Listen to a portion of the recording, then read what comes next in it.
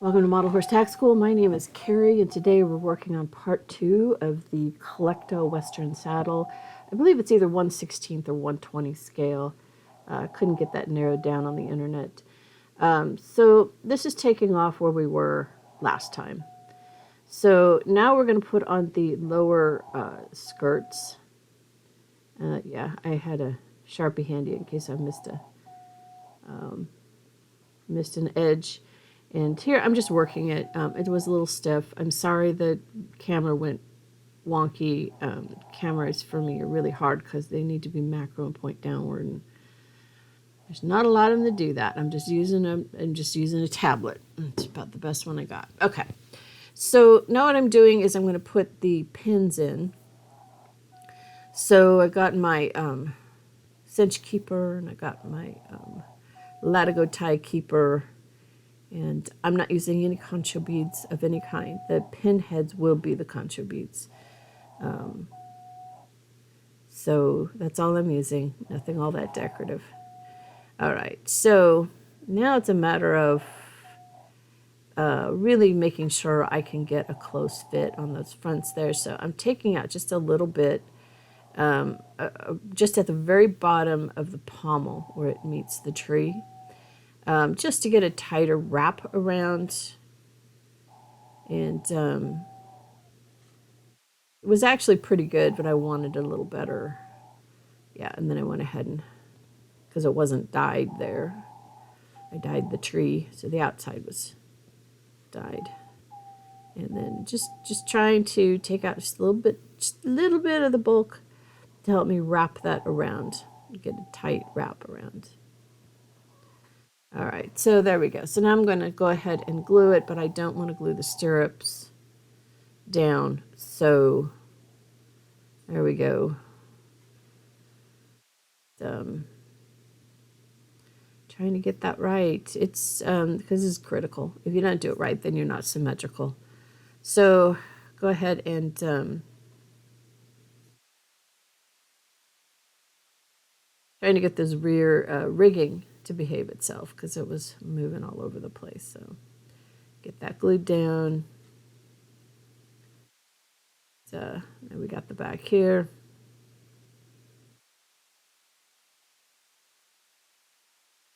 There we go. So it could let it dry, but I was on a roll here. So I'm going to do the center. And this should secure it to that bottom piece. So there's tabs in the pattern that kind of show you where to put these pins. And those hold it pretty good. So if I took the clamps off now, it would be fine. And so, all right. So now we're going to do the front. Front on this one. For some reason, the right side was easier. It went right where it's supposed to go, and that's really meeting the top edges in that corner of all the pieces would be the correct way to do that. I think it stops being blurry here pretty soon.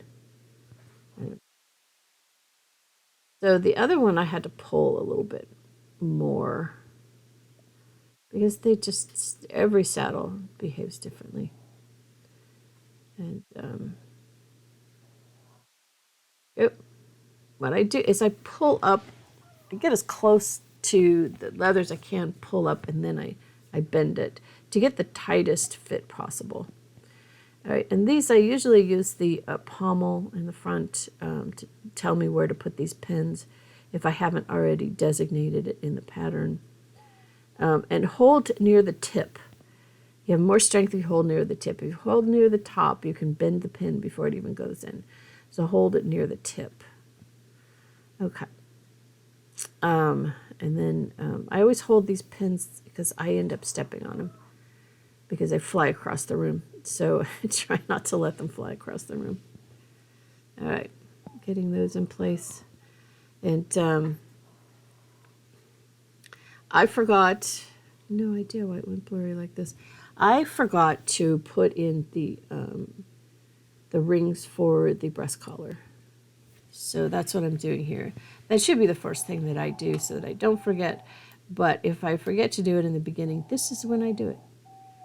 Right here before I end up putting on the backing to the saddle. Yeah, and I pretty much decided I'm going to skiver whenever I can on this because it's so tiny. I don't know how people make stablemate tack. I don't even know what they make it out of. It have to be pure skiver, or they're using a sander to do their thin layer of leather. There is a woman who does use a belt sander to get thinner leather. I think that's an awesome idea. If I could do that in my house, I would. Half the year, it's just too hot outside or too cold. It's either too hot or too cold or too wet. So I'd only be able to use it about 3 months out of the year. I know that's where I need my own cave. It was called a Diva cave, Diva shed, air conditioned. All right, there we go. That's pretty good. That's the assembly of the saddle. Now we still have the breast collar, the girths, and the stirrups to go, and all of those kind of. Oh, there we go. Finally, same tablet. Didn't do anything except turn it off, turn it back on again. So I got 5mm and I got 6mm. Oh no, 5 and 4. So 2 4mm, 1 5mm. And I think I had some 3s in there and they were too small. So this is for the breast collar. This is going to be the same assembly as my roper. I made this breast collar quite a few times. So there's nothing magical or new. You're using like 1/16 inch buckles. And I fortunately had just a little bit of black left to do this in my scrap. So the bigger jump ring is in the middle. Smaller jump rings are on the side. When you're doing this, you want to make sure you get those even so that they're the same length. So this is easy because of the little tab. But then you go to do the outer jump ring, and you really need to make sure that they are the same size. Because you can, so it's a little short. So it's trying to make sure they're the same length by measuring it to the other one.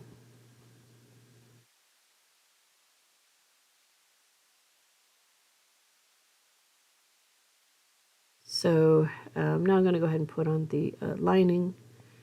I'm assembling this in a totally different order because I'm dealing with some unknowns.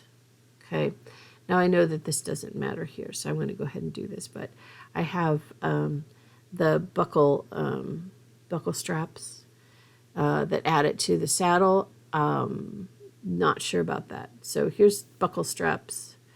I'm going to go ahead. Oh, by the way, that's all tied up to train it. It was so flat. It needed to be trained, so I just basically wrapped it. That's just pot roast string, cooking string. It's what I had. So, there's forceps helped out quite a bit. Or pinching pliers, I don't know what they call them. I just have to get used to it.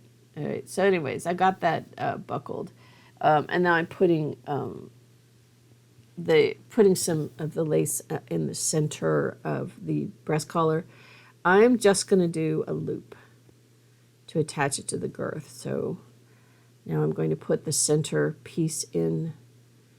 There you go. So it goes right behind the jump ring.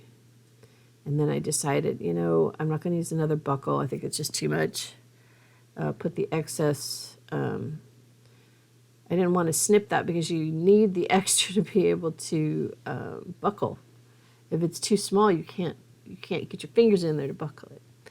Okay, for the this is the cinches, the rear and front cinch. I decided instead of pens, my pens are too thick, that I'm going to use this wire. I think it was a 24 gauge. might have been a 20, might have been a 19 or 20. No, it wasn't 19. It had to be a 24. So I used a wire that was much smaller than a pin. And then these are exactly the same process. Again, you want to make sure you put your eye in or your tongue in so that it buckles, it'll buckle properly. So, and then get it to the slit. So I'm not really teaching you anything new except the materials. I believe I used 5mm jump rings on this instead of a 8, 9, or 10. I used a 5. So you're going to need your much smaller. I think 6 was the biggest I used. No, I think I haven't used anything bigger than a 5. So 5, 4, 3, and maybe a 2. Now I didn't do any of the connecting loops here. I decided to forego the buckle because there's not even room for the buckle in between there. The space is about the size of my buckles. So I just connected it with a strap. These are the billets. These are really tiny.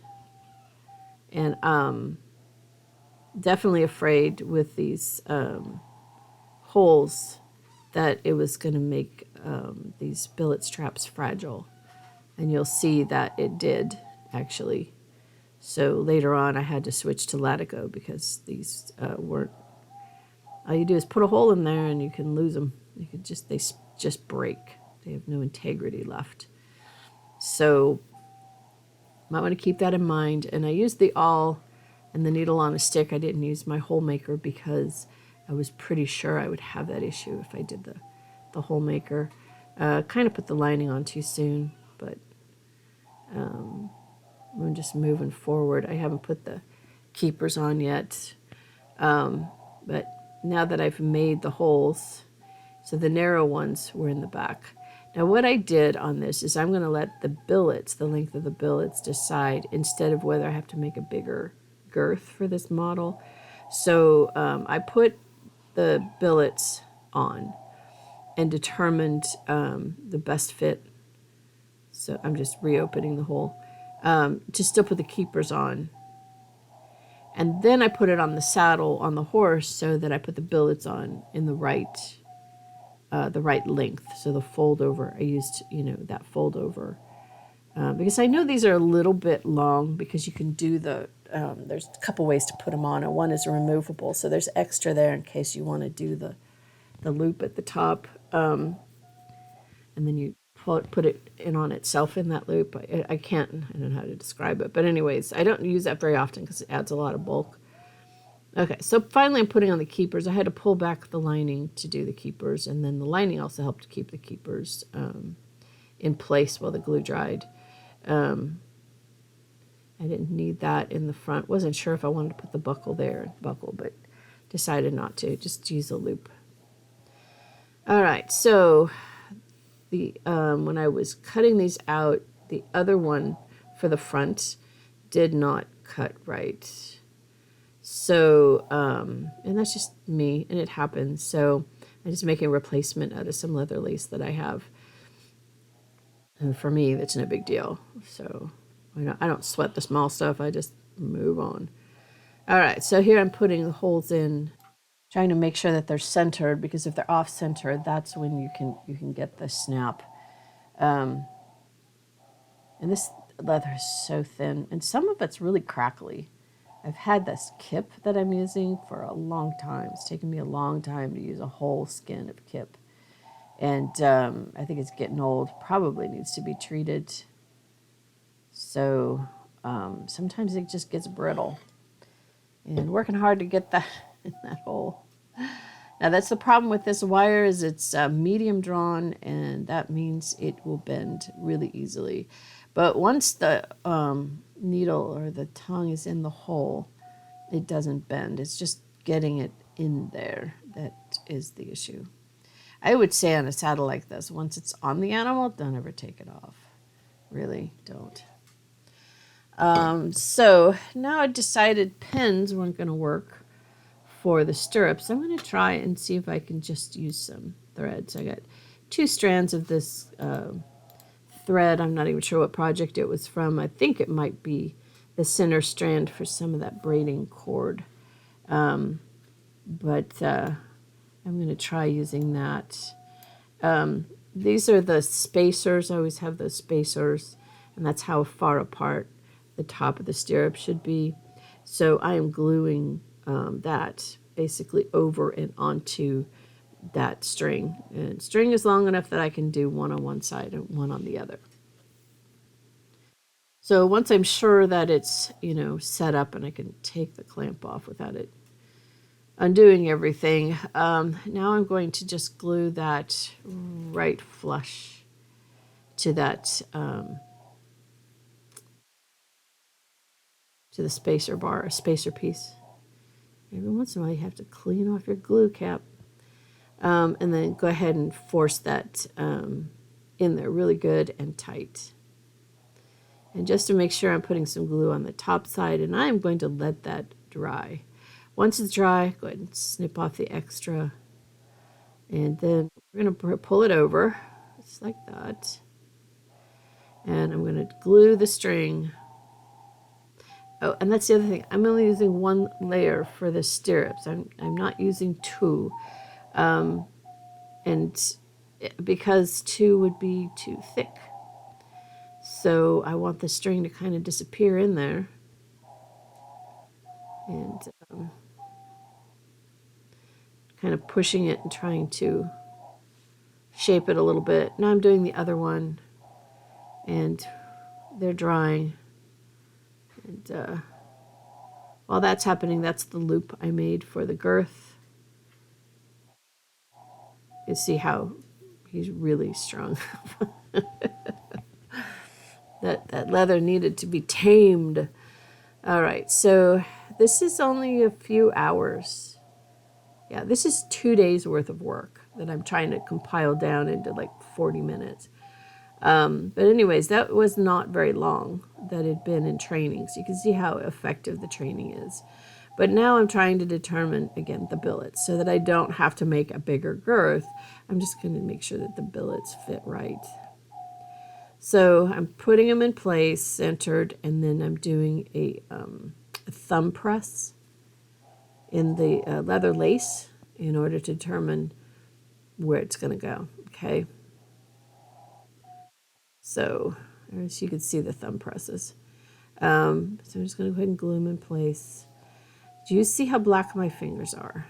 That's that USMC black that I used. I'm trying to use it up. I have some Pro Dye black coming. But I wanted to use this up because I don't have a lot of room. So I might as well find a home for it. Now, once I put the sealer coat on it, it's not a problem. But just working with it, it's just coming off on my hands. And I don't like to wear gloves because I want to be able to feel what I'm doing. And most of the gloves don't fit my chubby hands anyways. Like they'll fit the palm but not the fingers. They'll fit the fingers and not the palm. So I just, All right, now we're putting on the stirrups. And I have keepers for that. So don't put them on too tight. You should be able to fit. Oh, look at that. Forgot about that. That's the tread. So anyways, you should be able to fit a keeper in there, right between the stirrup and the fender. And there's the keeper. So don't put it on too tight. Make sure you got room to be able to fit this keeper. So anyways, the leather that's dyed with the USMC black, it glues fine. I mean, it's workable. It's just that it comes off on my hands, and I find it very annoying. I was constantly washing, trying to get that residue off, and it comes off. It's not, permanent, but it's just annoying. All right. So now we're going to go ahead and, I did the stirrup on the other side, same process. All right, so I'm kind of using the other side, trying measuring the billet to the length of the other side, because if the horse is symmetrical, that'll work. Did that for both sides. Now I'm going to get the front girth into the loop I made on the breast collar. And are there things I would do differently? Yes. I mean, I've made saddles this small before, but not with this pattern. With other patterns of mine, I've done this. Just haven't done it with this pattern. So here's where I pulled it nice and tight, and the leather snapped on me. Right, there we go. So, yeah, I took a break, and then I came back, and I said, we're doing latigo, and I'm using leather lace because I know this can handle it. I know my materials, right? So you put it on upside down like that. And I was more than enough here, probably 6 inches, which is really a lot. But I wanted to make sure it was long enough because when it's small like this, short pieces are really hard to handle. So you want to have extra. All right, so I'm going to pull it, and then I have to determine where I'm going to put one hole. I just need one hole. So I figured out where I was going to put the hole. Worked really hard to get that into the hole. And now I'm going to do a standard latigo knot, which is up through the top. I love these things now.